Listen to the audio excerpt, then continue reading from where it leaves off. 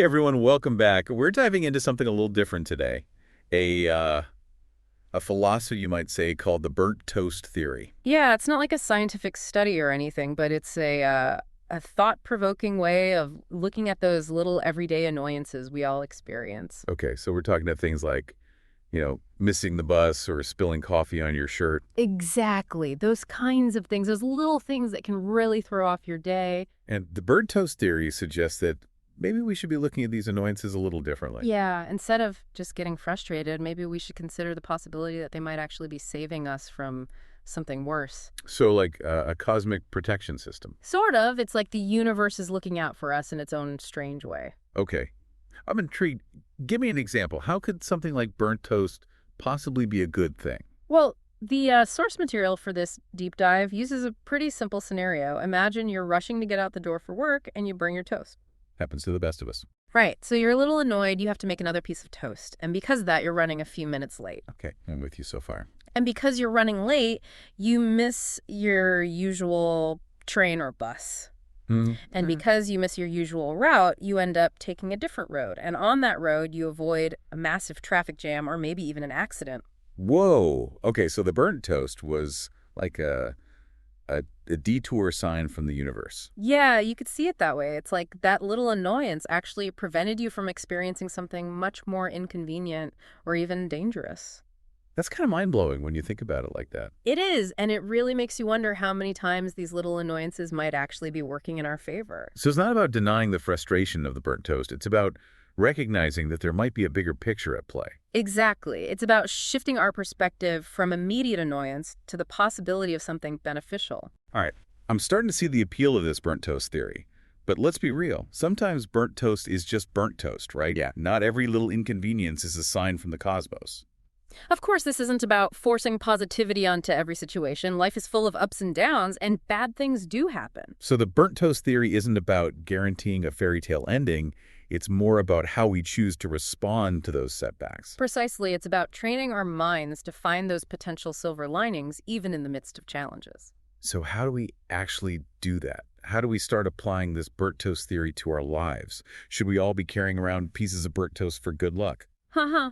No, I wouldn't recommend that you might get some strange looks, and it probably wouldn't be very effective. Yeah. Remember, the burnt toast theory is a mindset, not a superstition. Okay, so it's about actively looking for those burnt toast moments in our lives and being open to the possibility that they might be guiding us towards something better. Exactly. It's about recognizing that sometimes those little inconveniences, those detours, those disruptions, they might actually be opportunities in disguise. That's a pretty radical shift in thinking. It is, and it takes practice. But the more you do it, the more natural it becomes. The source material for this deep dive suggests a few practical steps for incorporating this theory into your daily life. Okay, I'm ready to upgrade my mental toolkit. What's step one? It all starts with awareness. Pay attention to those moments when things don't go according to plan. Maybe you spill your coffee and miss an important deadline, or get stuck in traffic. Instead of immediately spiraling into frustration, pause and ask yourself, what if this is a burnt toast moment? So it's about catching yourself in that moment of initial annoyance and consciously choosing to reframe the situation. Exactly. Don't try to force yourself to feel happy or positive that's not authentic or helpful. Acknowledge the inconvenience, but then shift your focus to the potential good that might emerge. Okay, so let's say I'm stuck in traffic. I'm late for a meeting, feeling stressed and frustrated. How do I apply the burnt toast theory in that moment?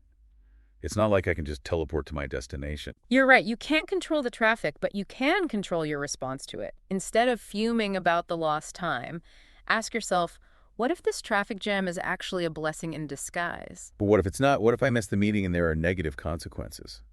That's a possibility. But remember, the burnt toast theory doesn't guarantee a positive outcome. It's about shifting your perspective, about being open to the possibility that something good might come from a seemingly negative situation.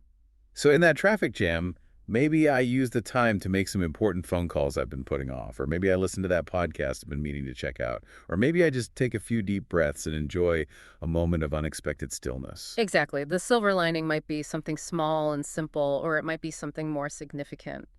The key is to actively look for it, to be open to the possibility that this burnt toast moment might be leading you somewhere you wouldn't have expected. I think the real challenge here is overcoming that initial negativity bias. Our brains are wired to focus on the negative, to see the threats and the problems. It takes a conscious effort to flip that switch and start looking for the good. You're absolutely right. And that's where the practice comes in. The more you consciously choose to reframe those setbacks, the easier it becomes. It's like building a muscle.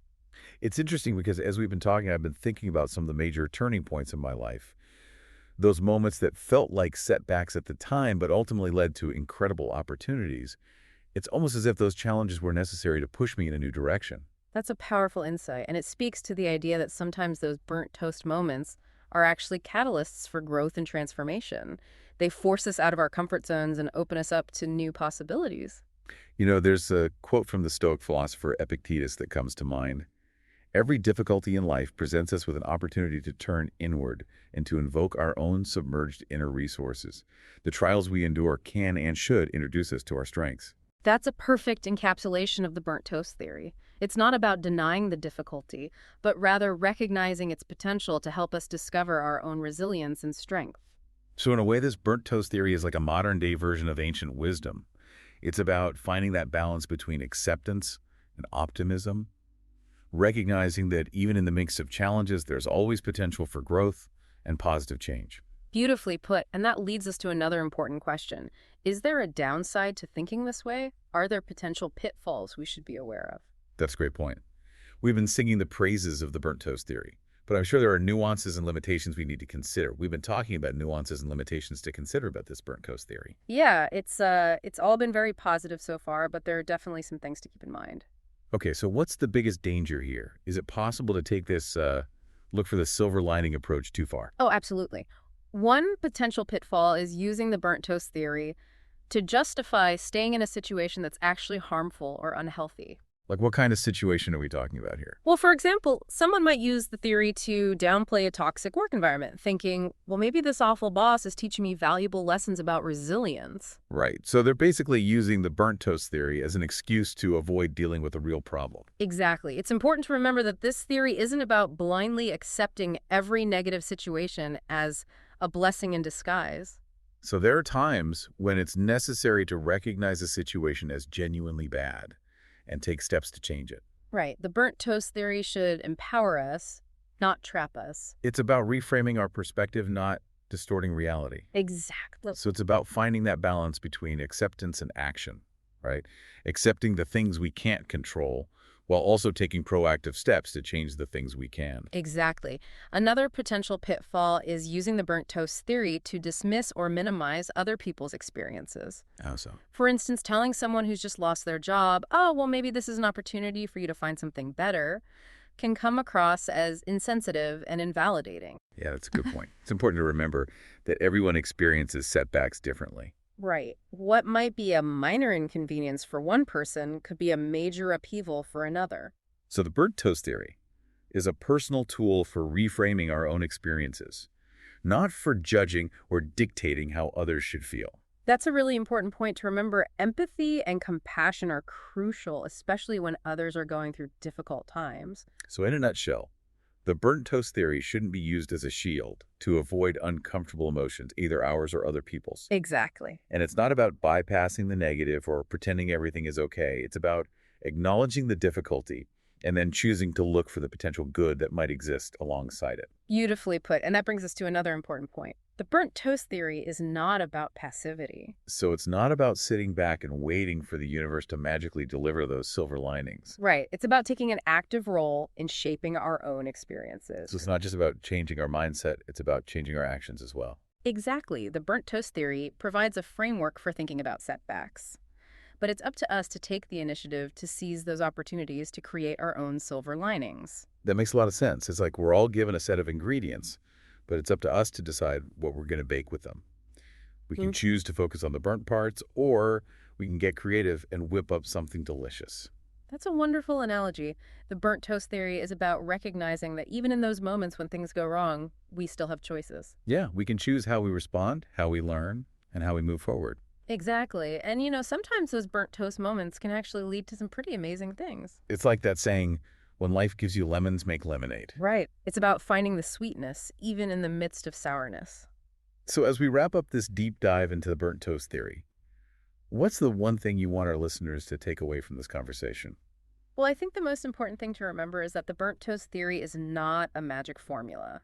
It's not a guarantee of happiness or success. It's more like a tool, a way of looking at the world that can help us navigate those inevitable challenges and setbacks we all face. Exactly. It's about cultivating a mindset of resilience, curiosity, and a willingness to see the good even when things get tough.